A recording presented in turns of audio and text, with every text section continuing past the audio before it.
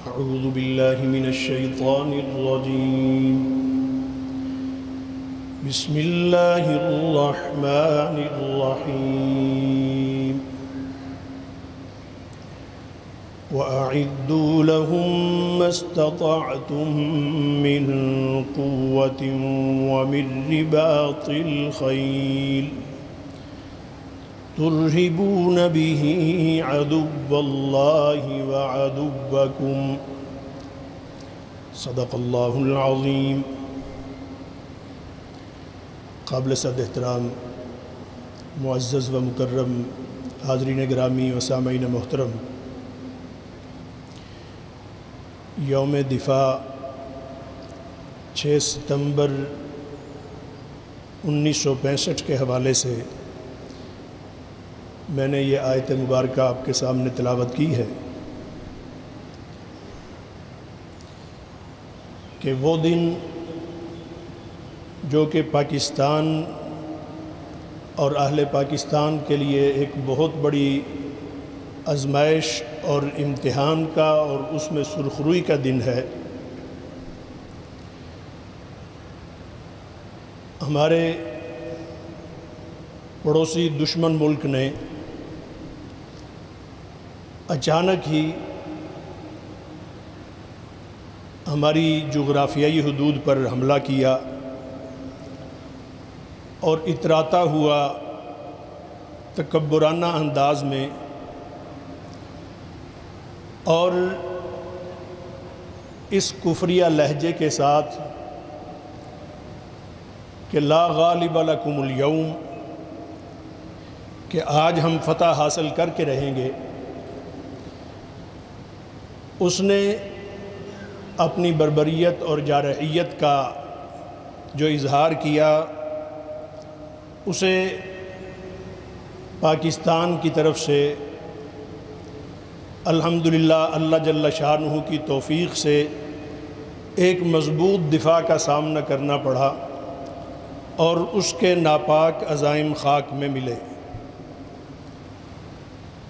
اسی طریقے سے 6 ستمبر کے ساتھ ساتھ پھر 7 ستمبر کا دن جو کہ 1974 کی 7 ستمبر کی تاریخ ہمارے اس خطے کی نظریاتی حدود کے دفاع کے اعتبار سے بڑی اہمیت کی حامل ہے کہ جس دن بر صغیر کا وہ اسلام دشمن طبقہ کہ جس نے مسلمان بن کر مسلمانوں کی جڑوں کو اور پاکستان کی جڑوں کو کھوکھلا کرنا شروع کر رکھا تھا، گویا کہ قادیانیوں کو آئینی طور پر اگرچہ شرعی طور پر تو وہ اس وقت سے ہی نامسلم ہیں کہ جب ان کے بڑے نے دعویٰ نبوت کیا، غلام احمد قادیانی نے، اس نے نبوت کا دعویٰ کیا تو اسی دن سے ہی وہ اسلام کی صف سے خارج ہو گیا. اسی طریقے سے اس سے ماننے والے بھی اسی دن سے جوں اس کو کوئی مانتا ہے اور اس کے اس اعلان کو تسلیم کرتا ہے وہ اسی وقت دائرہ اسلام سے خارج ہو جاتا ہے. لیکن آئینی طور پر اس کو جو غیر مسلم قرار دیا گیا تو وہ 7 ستمبر 1974 کا وہ دن ہے کہ جو پاکستان کی نظریاتی حدود کے دفاع کے لیے ایک نمایاں اپنا مقام رکھتا ہے. حاضرین محترم، اہل اسلام کو ہمیشہ ہوشیار رہنے اور چوکنا رہنے کی تلقین کی گئی ہے. مسلمان بنیادی طور پر اس دنیا کے اندر اصلاح کا کام اور اللہ جل شانہ کے دیے ہوئے پیغام کو غالب کرنے کا ایک فریضہ اس کے ذمہ ہے. جب کوئی شخص لا الہ الا اللہ محمد الرسول اللہ پڑھ لیتا ہے تو یہ کلمہ پڑھنے کا مطلب ہی یہ ہے کہ اس نے اللہ جل شانہ کے ساتھ یہ اقرار کیا ہے کہ یا اللہ اس دھرتی پر میرے آنے کا جو حقیقی مقصد یا اللہ تو نے متعین فرمایا ہے. اور ظاہر ہے اس زمین پر کوئی شخص خود نہیں آتا، اللہ جل شانہ ہی اس کائنات کا خالق ہے، تو اس نے اس کائنات کے اندر وجود بخشا ہے ہر چیز کو، تو اسی نے مقصد بھی متعین فرمایا ہے، جس مقصد کے متعلق تمام انبیاء علیہ الصلاۃ انسانوں کو تعلیم دیتے رہے اور اللہ جل شانہ کے اس مقصد سے آشنا کرتے رہے۔ آخر میں نبی اکرم صلی اللہ علیہ وسلم نے پوری دنیا کے لیے، پورے عالم کے لیے اور ہمیشہ ہمیشہ کے لیے اللہ جل شانہ کی دی ہوئی وہ تعلیم اور وہ مقصد زندگی انسانوں کو بتایا اور انسانوں کے ذمے کیا کہ اس کو قبول کرنے والے وہ اب امین ہیں اس چیز کے کہ اس کو رہتی دنیا تک پہنچائیں گے اور اس کی حفاظت کی ذمہ داری بھی ادا کریں گے۔ تو ایک طرف تو وہ اس دین کو اختیار کر کے اس کو اپنانے کی ذمہ داری ہے ہر مسلمان کی، اور دوسری طرف اس کو دوسروں تک پہنچانے کی ذمہ داری ہے، اور تیسرے نمبر پر پھر اس کی حفاظت کی اور اس کے دفاع کی ذمہ داری اہل اسلام کی ہے۔ یہ خطہ جو اللہ جل شانہ کی طرف سے ایک انعام ملا ہے پوری دنیا کے مسلمانوں کے لیے، یہ ایک انعام کی حیثیت رکھتا ہے۔ تو اس خطے میں یہ جو ہم مشکلات دیکھتے ہیں، طرح طرح کی آزمائشیں دیکھتے ہیں اور ہر طرف اپنے دشمنوں کا ہم نظارہ کرتے ہیں، اور کہیں بھی ہمارا یہ خطہ جو برداشت نہیں ہوتا، تو یہ اسی وجہ سے کہ یہ امت مسلمہ میں وہ مرکزیت رکھتا ہے کہ جس مقصد کے لیے امت مسلمہ کو وجود دیا گیا ہے، اور اس کا مرکز یہ وطن ہے جس کو لا الہ الا اللہ محمد الرسول اللہ کی بنیاد پر حاصل کیا گیا۔ اس کے ساتھ محبت کرنا، اس وطن کے ساتھ اپنے تعلق کا اظہار کر کے فخر کرنا، اس کی حفاظت کے لیے اپنی ذمہ داریاں ادا کرنا، اس کے جغرافیے کو سمجھنا اور اس کی حفاظت کے لیے اپنی ذمہ داریاں ادا کرنا، اس کے نظریے کو سمجھنا اور اس کے لیے ہر وقت قربان رہنے کے لیے تیار رہنا، یہ ایک پاکستانی کی اور بلکہ پوری دنیا کے مسلمانوں کی یہ ذمہ داری بنتی ہے۔ اہل پاکستان نے وہ دفاع کیا، وہ ایک مثال ہے اور ہمارے لیے ایک ماڈل اور نمونے کی حیثیت رکھتا ہے۔ اس وقت ہمارے پاس یہ وسائل نہیں تھے جو آج موجود ہیں، اس وقت ہماری تعداد یہ نہیں تھی جو آج ہے، اس وقت ہماری یہ وہ قوت جو آج ہمیں اللہ تعالیٰ نے عطا فرمائی ہے، یہ اس وقت نہیں تھی،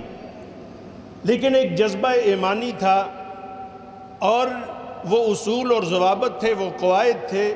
جن پر قومیں قائم ہوتی ہیں اور پھر وہ اپنے ایمان، اپنے دین اور اپنے وطن کی حفاظت کرنے کا یہ ایک عزم اپنے اندر رکھتی ہیں۔ حاضرین محترم، اس کے جو اصول قرآن و سنت کے اندر اور قرآن مجید میں براہ راست جو بیان کیے گئے ہیں کہ ایک قوم کی کیا ذمہ داری بنتی ہے کہ وہ اپنے نظریے کی، اور خاص طور پر وہ قوم کہ جس کی رہنمائی اللہ جل شانہ خود فرما رہے ہوں، دوسری اقوام ہیں وہ بیٹھ کے خود اپنے لیے پلاننگ کرتی ہیں، لیکن مسلمان بڑا خوش قسمت ہے کہ اس کے لیے پوری پلاننگ اللہ جل شانہ نے کر کے دی ہے۔ قرآن مجید میں سورہ انفال میں اللہ جل شانہ ہمیں اس طریقے سے مخاطب فرما رہے ہیں جس طریقے سے ایک قوم کا سربراہ اور لیڈر انہیں مخاطب کر کے انہیں ہدایات دیتا ہے۔ اسی اعتبار سے کہ ہم کیا ہیں، ہم کون ہیں، اور ہم نے کیسے اس دنیا میں جینا ہے اور ہماری ذمہ داریاں کیا بنتی ہیں۔ اللہ جل شانہ فرماتے ہیں یا ایھا الذین آمنوا اذا لقیتم فئۃ فاثبتوا، کہ جب کسی قوم کے ساتھ تمہیں مقابلتاً واسطہ پڑتا ہے تو سب سے پہلی ذمہ داری صاحب اہل ایمان کو مخاطب کیا گیا ہے۔ یا ایھا الذین آمنوا، اے ایمان والو، پہلی ذمہ داری یہ ہے کہ فثبتوا، ثابت قدمی، جو اللہ جل شانہ نے تمہیں ایمانی قوت عطا فرمائی ہے اور جو جسمانی قوت اللہ تعالیٰ نے تمہیں عطا فرمائی ہے، جو تمہیں وسائل اللہ تعالیٰ نے عطا فرمائے ہیں، تو ان پر پوری ثابت قدمی کے ساتھ پھر ڈٹ جاؤ، اور جو بھی مقابلے میں آتا ہے اس کے مقابلے میں کسی طرح کی کوئی بھی کمزوری نہ دکھاؤ۔ تمہارے عزم میں کسی طرح کی کمزوری نہیں ہونی چاہیے، عزم مضبوط ہونا چاہیے، اور اس کے لیے تم کسی طرح کی کوئی کمزوری اپنے اندر محسوس نہ کرو۔ فثبتوا، ثابت قدمی۔ تمہارے قدموں میں کسی طرح کی کوئی لڑکھڑاہٹ نہیں ہونی چاہیے۔ اور ساتھ ہی فرمایا وَاذْكُرُوا اللَّهَ كَثِيرًا لَعَلَّكُمْ تُفْلِحُونَ، اور اللہ کو کثرت سے یاد کرتے رہو۔ وَاذْكُرُوا اللَّهَ كَثِيرًا لَعَلَّكُمْ تُفْلِحُونَ، اور اللہ کو کثرت سے یاد کرتے رہو۔ حاضرین محترم، ایک مسلمان جو اس دنیا کے اندر اللہ جل شانہ کے نام سے اس دنیا کے اندر زندگی گزار رہا ہے، تو اس کے ذمے ہے کہ پھر زندگی کے کسی بھی مرحلے میں وہ اللہ جل شانہ سے غافل نہ ہو، اور خاص طور پر یہ موقع جب اپنے دشمن کے ساتھ مقابلے کا اور دفاع کا موقع ہے، تو اس موقع پر وَاذْكُرُوا اللَّهَ، اللہ تعالیٰ کا ذکر کثرت سے کیا جائے۔ اللہ جل شانہ کا ذکر، اللہ کے جتنے بھی احکام ہیں بندوں کے لیے، ان احکام کو مستحضر جانتے ہوئے، اپنے سامنے رکھتے ہوئے ان کے مطابق اپنی زندگی گزارنا، اور اللہ جل شانہ کے ساتھ اپنے تعلق کو مضبوط کرنے کے لیے اس کا ذکر کرتے رہنا۔ یہ ایک طرف تو ثابت قدمی کا اللہ جل شانہ نے ہمیں یہ درس دیا ہے کہ ثابت قدمی یہ ضروری ہے، قدموں میں کوئی لڑکھڑاہٹ اور بزدلی نہیں ہونی چاہیے، اور اسی طریقے سے اللہ جل شانہ سے غافل نہیں ہونا چاہیے، اللہ کو یاد کرتے رہیں۔ اور جب ایک مسلمان وہ اللہ جل شانہ سے غافل ہوتا ہے تو اس کے لیے نبی اکرم صلی اللہ علیہ وسلم کے فرامین میں ہمیں رہنمائی ملتی ہے۔ فرمایا کہ وہ ایسے ہی ہے جیسے ایک مچھلی ہے، اس کا شکار کرنے کے لیے جب شکاری پہنچتا ہے تو فرمایا کہ کوئی بھی مچھلی اس وقت تک شکاری کے دام میں نہیں آتی، یا کوئی بھی شکار اس وقت تک شکاری کے دام میں نہیں آتا جب تک کہ وہ اللہ کی یاد سے غافل نہ ہو۔ جب ایک مچھلی وہ اللہ جل شانہ کی یاد میں رہتی ہے تو اللہ تعالیٰ اس کے لیے خود سبیلیں اور راستے نکالتے ہیں، اسے کبھی بھی شکاری کے جال میں اللہ تعالیٰ پھنسنے نہیں دیتے۔ اور قرآن مجید میں بھی یہ ارشاد فرمایا گیا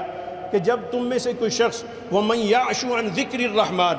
نُقَيِّضْ لَهُ شَيْطَانًا فَهُوَ لَهُ قَرِينٌ، کہ اگر کوئی شخص اللہ کا بندہ جب اللہ کی یاد سے غافل ہوتا ہے، کفار کو تو اس دنیا میں ڈھیل ہے، ان کے لیے تو چھوٹ ہے، انہوں نے تو وہ عزم اور وہ اللہ کے ساتھ وہ عہد کیا ہی نہیں ہے۔ جنہوں نے اللہ کے ساتھ یہ عہد کیا ہے کہ یا اللہ ہم تیری وہ تعلیمات جو انبیاء علیہ السلام کے ذریعے سے ہمیں ملی ہیں، اور رسول مکرم صلی اللہ علیہ وسلم خاتم النبیین کے ذریعے سے وہ مکمل تعلیمات جس کے یا اللہ ہم وارث ہیں، ہم اس پر قائم رہیں گے، اس پر ثابت قدم رہیں گے اور اس کے مطابق اپنی زندگی گزاریں گے۔ جس شخص نے یہ عہد کیا ہے اس کے لیے پھر ضروری ہے کہ وہ اپنے رب کا ذکر کرتا رہے اور اس کے ساتھ اپنا تعلق قائم رکھے۔ اللہ کا ذکر اللہ جل شانہ کی طرف سے جو فرض عبادات ہیں ان کی صورت میں بھی ہے کہ فرائض سے غافل نہ ہو۔ ایک مسلمان جب فرائض سے غافل ہو جاتا ہے تو پھر اس کا اسلام کے اندر، اس کے ایمان کے اندر ضعف پیدا ہو جاتا ہے۔ جس طریقے سے ایک لکڑی کو گھن لگ جاتا ہے، لکڑی کو کیڑا لگ جاتا ہے، دیکھنے میں وہ درخت بڑا خوبصورت نظر آ رہا ہوتا ہے، لیکن جب اس کی جڑوں میں کیڑا لگتا ہے تو پھر آہستہ آہستہ کیڑا نیچے لگتا ہے لیکن اوپر سے اس کا پھل سب سے پہلے ختم ہونا شروع ہو جاتا ہے۔ اسی طریقے سے ایک مسلمان جب اللہ جل شانہ کے احکام جو اللہ کا حکم ہے، جو فرائض ہیں، ان فرائض سے کوتاہی اختیار کرتا ہے تو اس کے اندر پھر کمزوری اور ضعف پیدا ہو جاتا ہے، اس کا ایمان کمزور ہوتا ہے، اس کا دل کمزور ہو جاتا ہے، اس کا دماغ اور اس کی صلاحیتیں اپاہج ہونا شروع ہو جاتی ہیں۔ اور وہ جب اللہ کو یاد کرتا ہے، قرآن فرائض اللہ جل شانہ کی طرف سے جو حکم کی صورت میں ہے، نماز پڑھتا ہے، نماز ایک قوت ہے جو انسان کو اپنے رب کے ساتھ جوڑتی ہے۔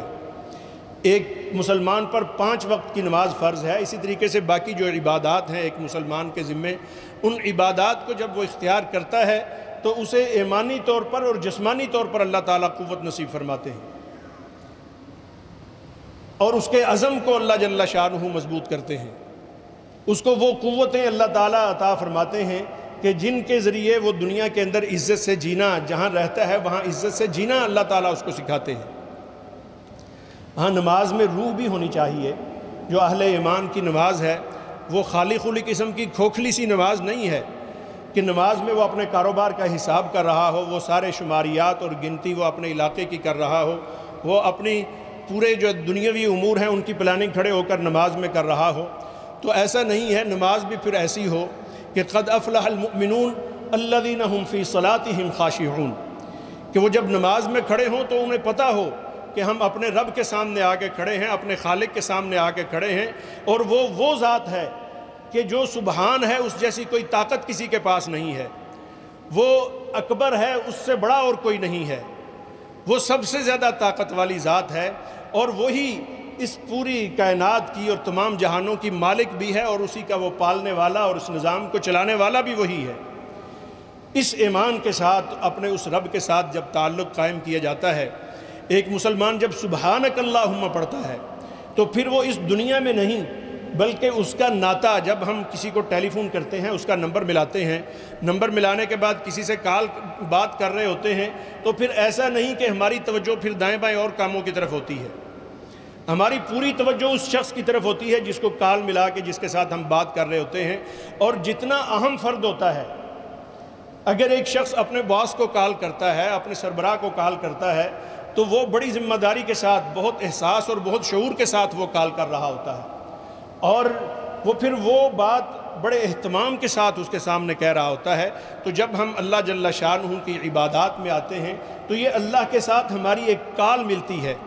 اس کال میں پھر ہمیں پوری توجہ کے ساتھ، پورے اہتمام کے ساتھ اللہ جل شانہ کے ساتھ اپنا تعلق استوار کرنا، یہ جتنی بھی عبادات ہیں، عبادات کے ساتھ ساتھ پھر وہ اذکار جو ہمارے نبی کریم صلی اللہ علیہ وسلم نے ہمیں بتائے ہیں، اذکار مسنونہ ہیں جو کہ صبح کے وقت کے اعمال ہیں، اپنے ہر کام کے لیے نکلتے ہوئے کرنے کے کام ہیں، حتیٰ کہ اپنے گھر سے نکلنے کی دعائیں اللہ کے رسول صلی اللہ علیہ وسلم نے ہمیں سکھائی ہیں، کھانا کھانے کی دعائیں اللہ کے رسول صلی اللہ علیہ وسلم نے ہمیں سکھائی ہیں۔ تو یہ وہ تعلیمات، رات سوتے وقت کی دعائیں ہمیں نبی پاک صلی اللہ علیہ وسلم نے سکھائی ہیں، اور ان میں شیطان سے بچنے کی، اپنے نفس سے بچنے کی، اور گرد و پیش کے حالات سے بچنے کی، حادثات سے بچنے کی، ہر طرح کی تکلیفوں اور مصائب سے بچنے کی دعائیں ہمارے نبی پاک صلی اللہ علیہ وسلم نے ہمیں سکھائی ہے۔ حاضرین محترم، اس وقت ہمارے خطے کو اسی طرح کے مضبوط مسلمان چاہیے، ایسے باعمل باصلاحیت لوگ چاہیے کہ جو، اب آپ دیکھیں اس وقت کی جو پوزیشن ہے، ہم بحیثیت پاکستان اپنے گرد و نواح کے جب ہم حالات دیکھتے ہیں تو ہم دیکھتے ہیں کہ ہمارا رویہ معذرت خواہانہ ہے۔ وہ کیوں ہے؟ اس کا قرآن مجید ہمیں وہ بتاتا ہے، اور قرآن مجید ہماری رہنمائی کرتا ہے کہ اس معذرت خواہانہ مزاج اور اس رویے سے نکلنے کے لیے ضروری ہے کہ اپنے اندر وہ ایمانی قوت اور اپنے رب کے ساتھ تعلق قائم کیا جائے۔ اور پھر اللہ جل شانہ کی تعلیمات بڑی وسیع ہیں، پورا قرآن مجید ہمارے سامنے ہے کہ ہم نے اپنی انفرادی زندگی کیسے گزارنی ہے، ہمارے گھر کا ماحول کس طرح کا ہونا چاہیے، اور ہمارا معاشرہ کس طرح کا ہونا چاہیے، مجھے لوگوں کے ساتھ کیسے پیش آنا ہے، اور لوگوں کو کیا تلقین ہے کہ انہوں نے دوسروں کے ساتھ کس طریقے سے پیش آنا ہے۔ یہ پوری رہنمائی ہمارا دین ہمیں دیتا ہے۔ اس کے لیے قرآن مجید کے ساتھ تعلق اپنا قائم کرنا، نبی اکرم صلی اللہ علیہ وسلم کی تعلیمات کے ساتھ وابستگی اختیار کرنا، نبی اکرم صلی اللہ علیہ وسلم کے سنت اعمال کو اپنانا، اور پھر درجہ بدرجہ جو جس منصب پر ہے، حتیٰ کہ رسول اللہ صلی اللہ علیہ وسلم نے اس کے لیے بڑے اہم ارشادات ہیں نبی پاک صلی اللہ علیہ وسلم کے، خاص طور پر وہ لوگ جن کے پاس وقت کی زمام کار ہوتی ہے، کسی علاقے کی زمام کار ہوتی ہے، جن کے پاس کوئی اختیار ہے کسی سطح کا، ایک گھر سے لے کر ایک اپنے علاقے، محلے اور پورے ملک تک کے جو اختیارات ہیں کسی کے پاس، ان کے لیے نبی مکرم صلی اللہ علیہ وسلم نے بڑی اہمیت کے ساتھ رہنمائی فرمائی ہے۔ ان میں ایک حدیث مبارکہ آپ کے سامنے بیان کرنے کے بعد میں بس کروں گا۔ نبی اکرم صلی اللہ علیہ وسلم صحابہ کرام رضوان اللہ تعالی علیہم اجمعین کی تربیت اور تعلیم کا اہتمام کر رہے ہیں، اور آپ صلی اللہ علیہ وسلم ان سے واعظ و نصیحت کر رہے ہیں۔ ایک صاحب آتے ہیں، وہ آ کے رسول اللہ صلی اللہ علیہ وسلم سے سوال کرتے ہیں، یا رسول اللہ صلی اللہ علیہ وسلم قیامت کب آئے گی؟ نبی اکرم صلی اللہ علیہ وسلم نے انہیں اشارہ فرمایا کہ آپ بیٹھ جائیں، اور اپنی بات جاری رکھی۔ صحابہ کرام رضوان اللہ تعالی علیہم اجمعین کی جو تربیت فرما رہے تھے، اور نبی پاک صلی اللہ علیہ وسلم نے مسلسل تربیت فرمائی، اور صحابہ کرام کی صورت میں ایک ایسی قوت اور ایسی قوم تیار کی جس نے پھر قیامت تک کے لیے اپنا ایسا نور چھوڑا ہے کہ جس کی رہنمائی میں اور جن کے اسوے کی روشنی میں، جن کے اعمال کی روشنی میں ہمیشہ اہل اسلام کو اللہ جل شانہ نے سرخروئی نصیب فرمائی ہے۔ لیکن جب ہم نے صحابہ اکرام رضوان اللہ تعالی علیہم اجمعین سے ذرا سی بے رخی اختیار کی اور ان کے اس سیرت کو اپنانے سے اور ان کے اعمال کی روشنی میں اپنے آپ کو اس دنیا کے اندر چلانے سے ذرا سے پیچھے اٹھے، تو پھر دیکھا بڑے بڑے وبال پھر ہمارے اوپر آئے۔ اور وہ ایک قوم تھی جس کو رسول اللہ صلی اللہ علیہ وسلم نے تیار فرمایا تھا، تو آپ تربیت فرما رہے تھے، آپ نے فرمایا بیٹھ جاؤ، وہ بیٹھ گئے، اپنی بات جاری رکھی، اور جب آپ صلی اللہ علیہ وسلم اپنا فرمان مکمل فرما چکے تو پھر آپ صلی اللہ علیہ وسلم نے فرمایا کہ یہاں کسی نے کوئی سوال کیا تھا، کون ہے وہ سوال کرنے والا؟ تو وہ ان صحابی نے کہا جی یا رسول اللہ صلی اللہ علیہ وسلم میں نے سوال کیا تھا، اور سوال میرا یہ ہے کہ قیامت کب آئے گی؟ نبی مکرم صلی اللہ علیہ وسلم نے ارشاد فرمایا اذا وسد الامر الى غیر اہلہ، کہ جب معاملات ایسے لوگوں کے سپرد کر دیے جائیں جو نااہل ہوں۔ حاضرین محترم، صلاحیت اور استعداد یہ اس وقت کام آتی ہے ایک مسلمان کی جب اس کے اندر ایمان مضبوط ہوتا ہے۔ اگر وہ ایمان سے خالی ہے، اگر ایمان کو وہ اہمیت نہیں دیتا ہے، اللہ جل شانہ کے ساتھ تعلق کو وہ اہمیت نہیں دیتا ہے، تو اس کی صلاحیتیں چاہے وہ آسمانوں کو چھو رہی ہوں، وہ صلاحیتیں اس کی کفر کے لیے تو استعمال ہو سکتی ہیں، اسلام کے لیے استعمال نہیں ہو سکتی ہے۔ اس وقت امت مسلمہ کو جو درپیش چیلنجز ہیں ان میں یہ دیکھنا ہے کہ ہمیں ہر سطح پر اپنے گھر کے ایک بچے سے لے کر، اپنے معاشرے کے ایک فرد سے لے کر، اپنے پورے معاشرے اور پوری قوم کے اندر ایمانی قوت کو اس طریقے سے اجاگر کرنے کی ضرورت ہے جو نبی اکرم صلی اللہ علیہ وسلم نے تربیت کرتے ہوئے جو صحابہ اکرام رضوان اللہ تعالی علیہم اجمعین کو مضبوط ایمان کے ساتھ مالا مال کیا تھا۔ پھر جب وہ 313 ہوتے ہیں تو یہ جو آیات میں پڑھ رہا ہوں اس میں بدر کا نقشہ کھینچا گیا ہے، اور اس میں بتایا گیا ہے کہ وہ کفار جب مشرکین مکہ وہاں سے نکلے، ڈھول پیٹتے ہوئے، ڈانس کرتے ہوئے، خواتین کے ناچ کرواتے ہوئے، اور یہ اعلان کرتے ہوئے شیطان کی طرف سے انہیں جو نعرہ دیا گیا تھا لا غالب لکم اليوم من اشد منا قوہ، کہ ہم سے طاقتور اس دنیا میں کون ہے، یہ دعوے کرتے ہوئے آئے۔ ادھر 313 کے سربراہ نبی اکرم صلی اللہ علیہ وسلم کہ جنہیں اللہ جل شانہ نے کائنات کے سارے خزانے جن کے قدموں میں ڈھیر فرما دیے، نبی مکرم صلی اللہ علیہ وسلم کی حالت یہ ہے کہ اپنے خیمے میں سجدے میں ہیں، اور سیدنا صدیق اکبر رضی اللہ تعالیٰ عنہ فرماتے ہیں کہ نبی اکرم صلی اللہ علیہ وسلم اتنا رو رہے ہیں، اللہ کے سامنے اتنی عاجزی کر رہے ہیں اور دعائیں کر رہے ہیں کہ یا رب العالمین ہمارے پاس تو ظاہری وسائل بہت تھوڑے سے ہیں، لیکن دوسری طرف دنیا کے تمام وسائل موجود ہیں، تعداد بڑی ہے، بڑی قوت کے ساتھ وہ لوگ آ رہے ہیں، یا اللہ دنیا کا نظام بھی انہی کا ساتھ دینے والا ہے، تو ایسے میں یا رب العالمین ہمارا کون ہے؟ اگر تو نے ہمیں چھوڑ دیا تو پھر تیری عبادت کرنے والا یا اللہ کوئی نہیں رہے گا۔ یہ 313 جو تیار کیے ہیں یا اللہ اگر یہ نہ رہے تو بعد میں تیرا نظام چلانے والا یا اللہ کوئی نہیں رہے گا۔ تو جناب سیدنا صدیق اکبر رضی اللہ تعالیٰ عنہ انہوں نے جب دیکھا کہ نبی اکرم صلی اللہ علیہ وسلم کی ہچکی بندھی ہوئی ہے اور آپ کے آنسوؤں سے ریت بھیگ چکی ہے جو نیچے ہے، تو اٹھایا اور فرمایا یا رسول اللہ صلی اللہ علیہ وسلم یقیناً اللہ کی طرف سے مدد آ کر رہے گی۔ اور پھر ایسا ہوا کہ اللہ جل شانہ کی طرف سے مدد آئی، اللہ جل شانہ نے غلبہ نصیب فرمایا۔ وہ تھے تو تعداد میں یہی 313، لیکن اللہ جل شانہ پر جس طرح کا وہ ایمان تھا، آج اس کے نقش قدم پر چلنے کی ضرورت ہے۔ اللہ جل شانہ وہ قوتیں بھی نصیب فرمائیں گے، وہ کامیابیاں بھی نصیب فرمائیں گے۔ اللہ تعالیٰ سے دعا ہے کہ اللہ تعالیٰ ہمارے وطن کو سلامتی نصیب فرمائے، اس کے دشمنوں کے شر سے اور ناپاک عزائم سے اس کی حفاظت فرمائے، اور ہمیں پوری قوت کے ساتھ مل جل کر متحد ہو کر ایمان کو اختیار کرتے ہوئے اپنے ملک کا، اپنی جغرافیائی حدود اور اپنی نظریاتی حدود کا دفاع کرنے کی اللہ ہمیں صلاحیت اور قوت نصیب فرمائے۔ وما علینا الا البلاغ المبین۔ الحمد للہ رب العالمین الذي انعم علينا بهذا الدين والهمنا الايمان به واليقين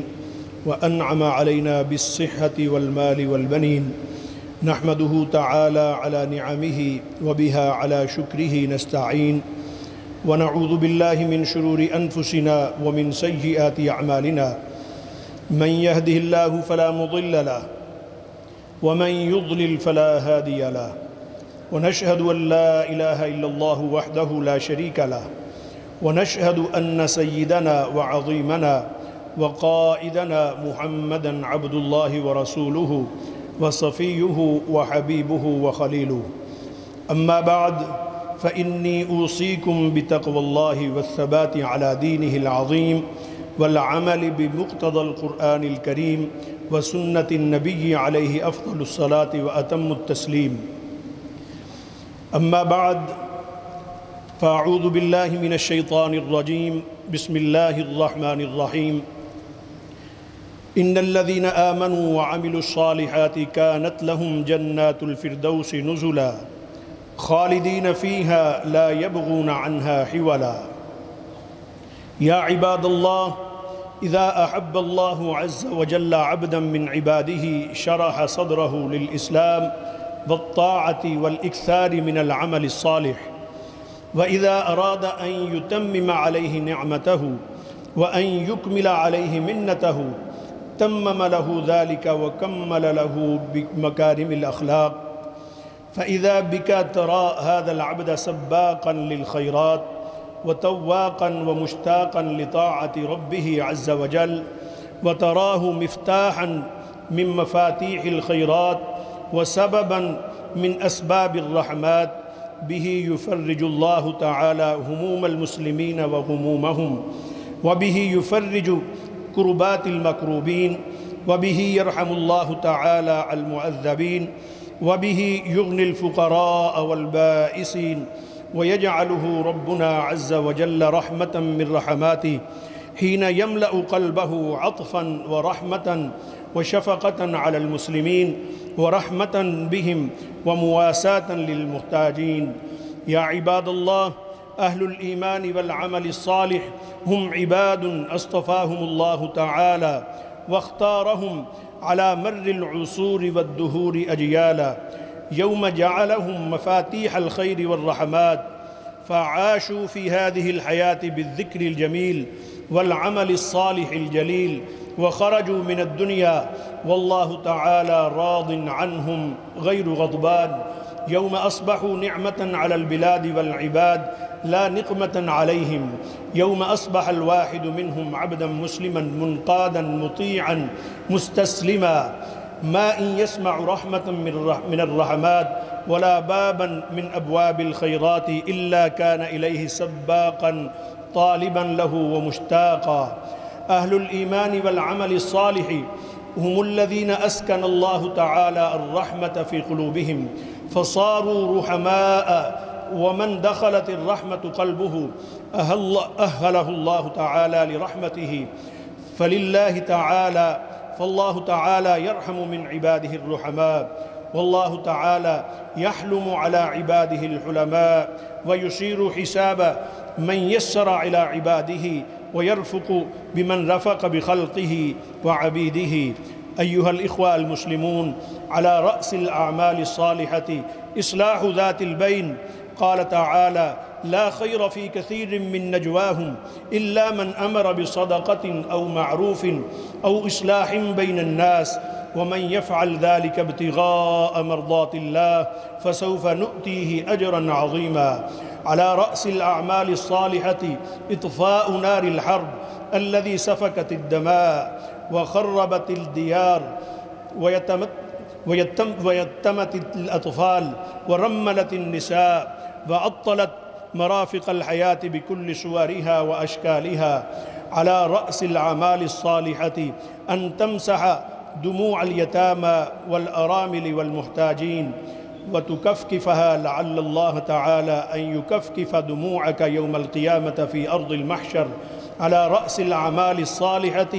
أن تفرج كربة مكروب بطعام وشراب ودواء ولباس وسكن، لعل الله تعالى أن يفرج عنك كربة من كرب يوم الدين، في يوم شديد الأهوال، في يوم تشيب منه الولدان، في يوم تضع فيه كل ذات حمل حملها. أقول قولي هذا واستغفر الله العظيم.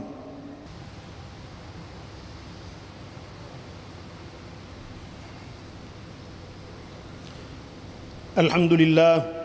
الحمد لله نحمده ونستعينه ونستغفره ونؤمن به ونتوكل عليه ونعوذ بالله من شرور أنفسنا ومن سيئات أعمالنا من يهده الله فلا مضل له ومن يضلله فلا هادي له أما بعد فيا عباد الله علي وعليكم بالأعمال الصالحة وما أدراكم ما الأعمال الصالحة حين يراها العبد في ديوان حسناته العظيمة علي وعليكم بالأعمال الصالحة التي يغفر الله تعالى بها الذنوب ويستر بها العيوب ويفرج بها الهموم والغموم والكروب. فيا لله من أقوام عاملوا الله تعالى بهذه الأعمال الصالحة حتى خرجوا من الدنيا وقد ملئت دواوين أعمالهم بالحسنات الباقية. إنه أجر الذي يتقدم الإنسان إلى الدار الآخرة، وإنه الحصاد الذي يحصده الإنسان في يوم لا ينفع فيه مال ولا بنون إلا من أتى الله بقلب سليم. يا عباد الله، لننظر في كتاب الله تعالى وفي سنة رسوله صلى الله عليه وسلم وعلى آله وصحبه وسلم وفي سيرته العطرة لنجد الأعمال الصالحة التي ندبها إلينا ربنا عز وجل، ثم قال لنا فاستبقوا الخيرات. فأين المتسابقون في الخيرات؟ وأين المتسابقون بإعلان التوبة لله عز وجل؟ أما اقترفت أياديهم في آثام في هذا البلد؟ وأين المتسابقون في الإصلاح وفي إعادة الأمن والأمان والسلم والسلام؟ أما بعد، فأعوذ بالله من الشيطان الرجيم. بسم الله الرحمن الرحيم. إن الله وملائكته يصلون على النبي يا أيها الذين آمنوا صلوا عليه وسلموا تسليما. اللهم صل وسلم وبارك على سيدنا ومولانا محمد النبي الكريم وعلى آله وأصحابه وأهل بيته وأزواجه وذرياته أجمعين، كما صليت وسلمت وباركت على سيدنا ومولانا إبراهيم وعلى آل سيدنا ومولانا إبراهيم إنك حميد مجيد. اللهم صل وسلم وبارك على سيدنا محمد النبي الكريم وعلى آله وأصحابه أجمعين. اللهم ارض عن خلفاء الأربعة أبي بكر وعمر وعثمان وعلي، وعن بقية أصحاب نبيك أجمعين، وعن آله الطيبين الطاهرين، وعن زوجاته أمهات المؤمنين، وعلينا معهم بكرمك ومنك يا أرحم الراحمين. اللهم ارحمنا بترك معاصينا أبدا ما أبقيتنا، وارحمنا أن أتكلف ما لا يعنينا، وارزقنا حسن النظر فيما يرضيك عنا. اللهم بديع السماوات والأرض ذا الجلال والإكرام والعزة التي لا ترام، نسألك يا الله يا رحمن اللهم انصر الإسلام والمسلمين، اللهم ألف بين قلوبهم، اللهم ألف بين قلوبهم وأصلح ذات بينهم، اللهم انصرهم على عدوك وعدوهم. اللهم إنا نجعلك في نحور الكافرين ونعوذ بك من شرورهم. اللهم احفظنا من كل بلاء الدنيا وعذاب الآخرة، واحمنا من كل سوء، وانشر الخيرات فينا، وانصر الإسلام نصرا، ربنا نصرا مبينا. عباد الله رحمكم الله، إن الله يأمر بالعدل والإحسان وإيتاء ذي القربى وينهى عن الفحشاء والمنكر والبغي يعظكم لعلكم تذكرون. اذكروا الله تعالى، ولذكر الله تعالى أولى وأتم وأهم وأكبر، والله يعلم ما تصنعون.